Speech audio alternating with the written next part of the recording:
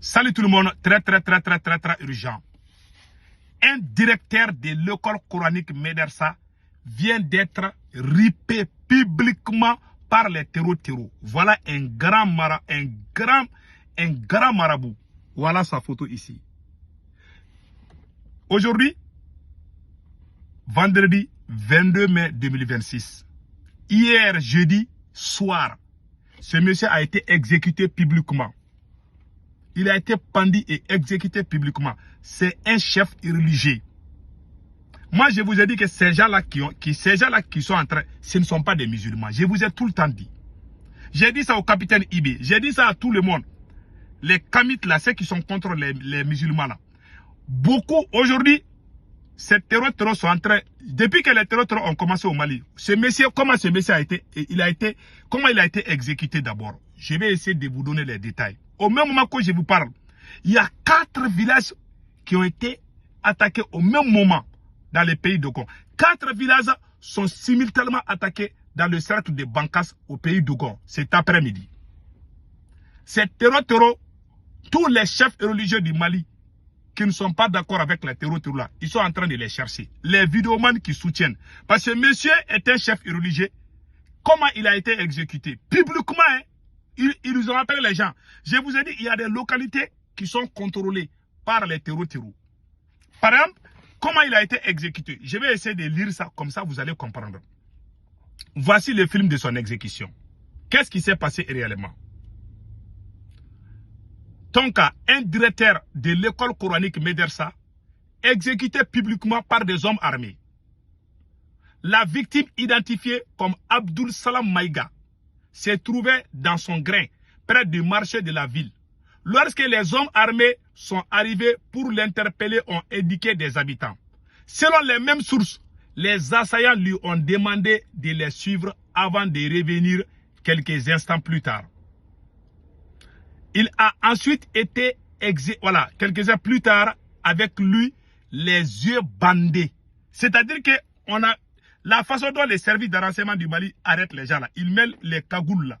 Quand ils t'arrêtent au Mali, quand les services de renseignement du Mali t'arrêtent là, ils mettent des cagoules, ils te massent comme un ninja là. C'est le même mode d'opératoire que les terroristes aussi sont en train de faire. Ils ont arrêté le monsieur, ils ont mis les cagoules sur son visage. Et puis, ils ont appelé la population de sortir. Les terroristes ont dit à tout le monde de sortir. Tout le monde est sorti vers la place publique. Ils ont pendu le monsieur et puis ils ont tiré sur lui. Voilà ce qui s'est passé. Donc, il a ensuite été exécuté devant plusieurs témoignages, provoquant la peur au sein de la population locale. Cet assassinat ravire l'inquiétude. L'inquiétude dans cette commune déjà marquée par une série d'actes violents des derniers mois. En novembre dernier, une habitante de la ville qui s'appelle Mariam Sissé avait été enlevée. La TikTokeuse qui a été exécutée là. C'est la même ville. Les TikTokers et les TikTokeuses là, les vidéomans là. Ah, moi je vous ai averti. S'ils vous trouvent, ils vont vous exécuter. Quand tu es vidéoman, tu soutiens Assimi Goïta, tu es contre les terreaux. Quand ils te prennent, ils ne vont pas te faire comme prisonnier. Ils vont t'exécuter publiquement. C'est la nouvelle règle des terreaux.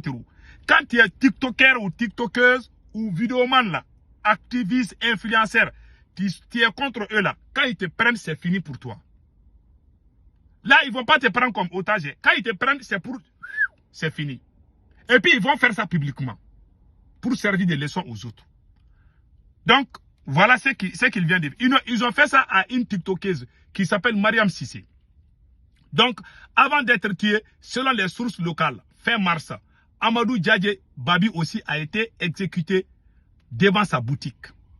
Voilà, qui s'appelle Abdul Djadje Babi du Marco, avait lui aussi été abattu devant sa boutique par les hommes armés.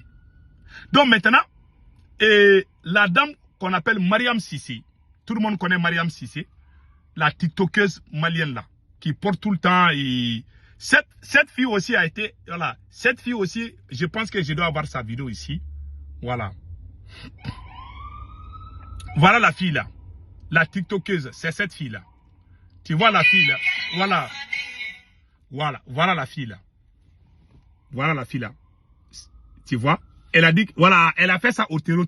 C'est à cause de cette vidéo qu'elle a été. Elle a porté la tenue militaire. Elle a fait que si on trouve les terreaux, on va faire comme ça là. Quand elle a fait cette vidéo-là, les terreaux l'ont pris et puis ils l'ont exécuté. Et puis ils te pendaient devant tout le monde. C'est ce qui se passe au Mali. Donc maintenant, elle a été exécutée. Il y a plusieurs chefs religieux aussi qui ont été exécutés. Par exemple, Abdul Salam Jalil Haïdara, un grand chef religieux de Ségou, a été frappé par les terreaux.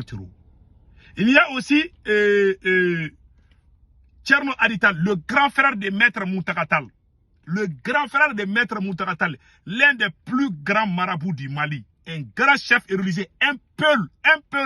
Les gens qui disent que c'est un peul, voilà. Moutakatal est un peul. Lui aussi c'est un peul, mais lui il a été... Amadou Koufa a annoncé la mort de ce vieux-là. C'est un marabout. Donc, je demande à toute la population de l'AES de faire beaucoup attention. Ces gens qui font ça là, ce sont les musulmans qui sont les plus victimes que tout le monde. Est-ce qu'au Mali, vous avez vu que les terroristes sont allés prendre un pasteur et puis ils l'ont exécuté? Est-ce que vous avez vu ça? Non. En tout cas, même ça s'est passé, moi je n'ai pas vu. Ce sont les imams qu'on exécute. Ce sont les chefs religieux. Combien de chefs religieux ont perdu la vie à cause de cette guerre? Est-ce que vous avez vu des problèmes avec les chrétiens?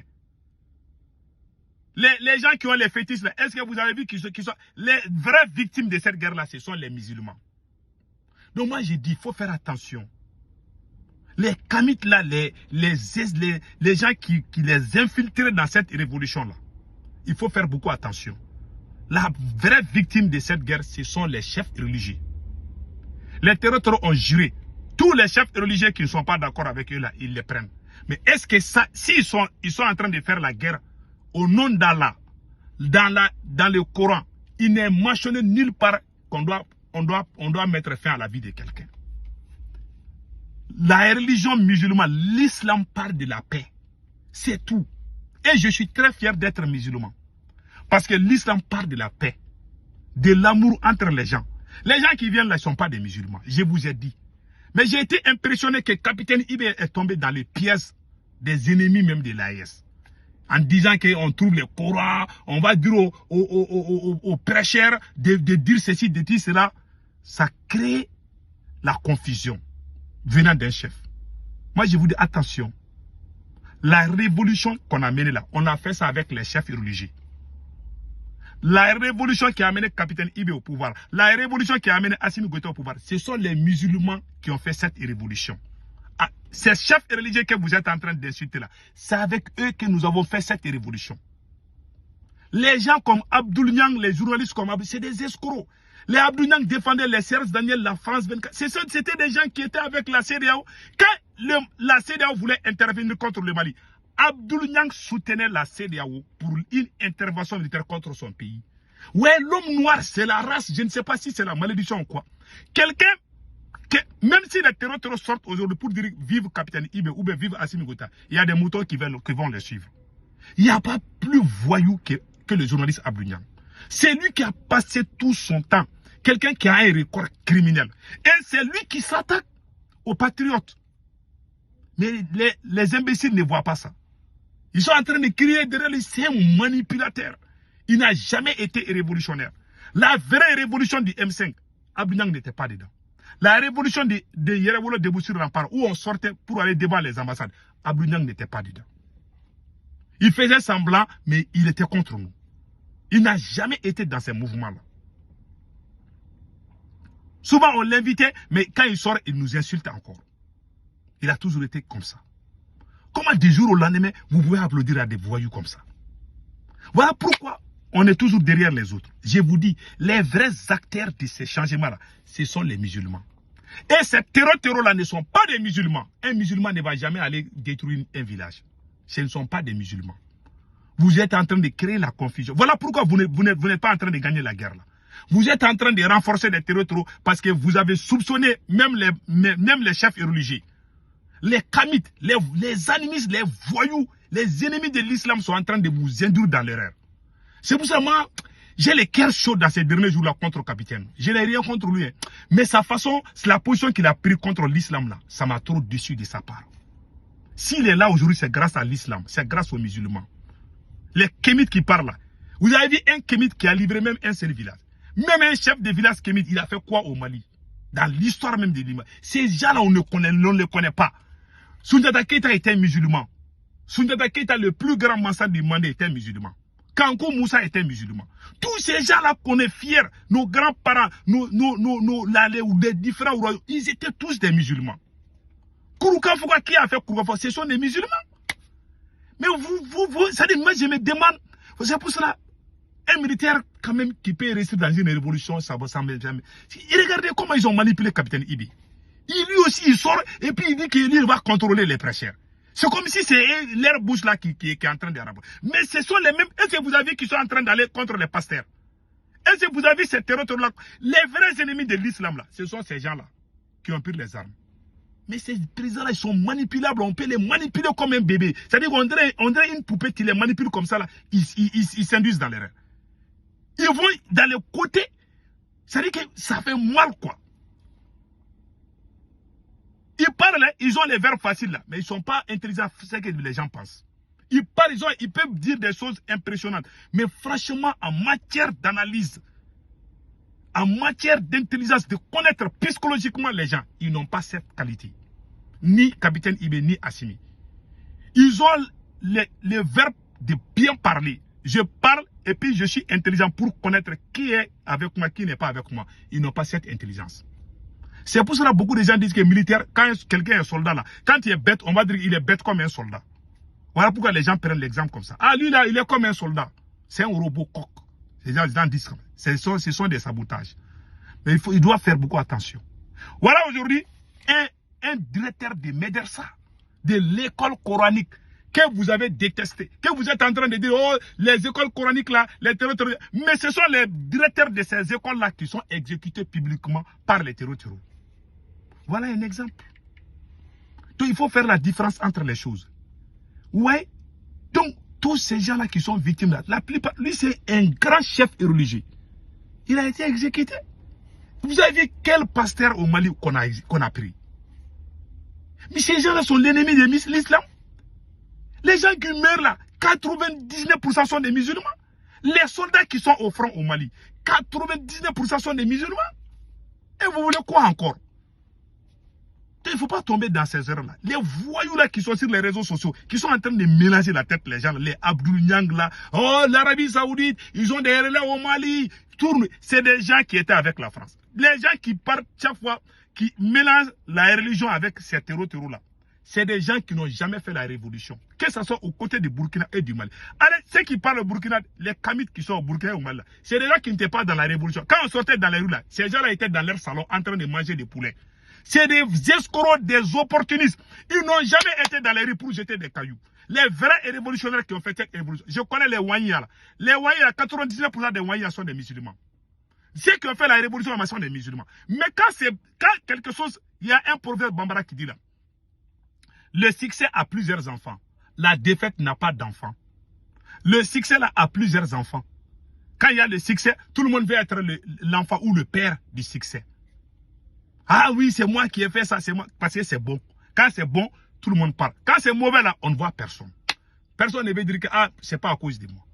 Comme maintenant, on a bien réussi dans notre révolution, les militaires qui sont manipulables aussi se sont laissés par ces escrocs, ces animistes, ces ennemis même de la révolution, qui veulent nous orienter, qui veulent nous faire oublier la France, et puis nous orienter contre nous-mêmes, pour dire que c'est nous-mêmes. Ce sont les mibis, allez-y dans les mosquées, ils sont là-bas. C'est faux.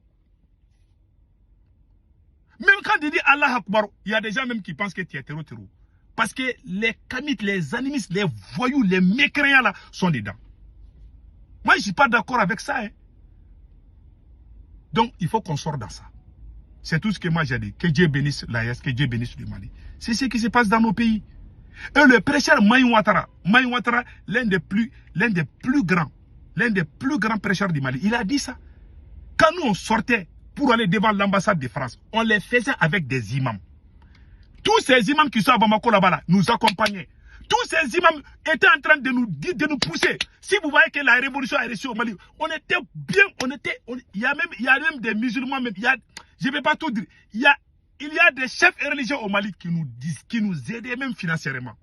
Comment nous, Et puis les gens les Abdoul Niang et Kos, c'est des opportunistes. C'est des gens qui n'ont jamais fait la révolution.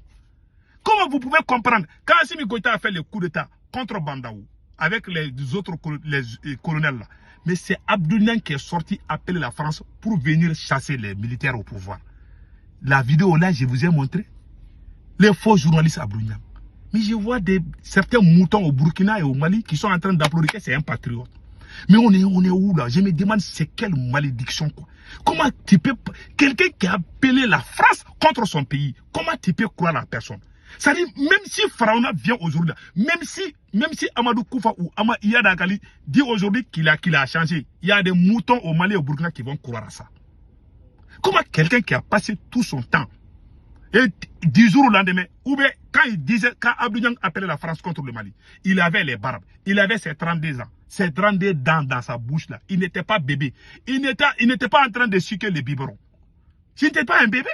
Il savait ce qu'il devait faire. Comment quelqu'un peut appeler la France contre son pays et puis vous allez croire à personne?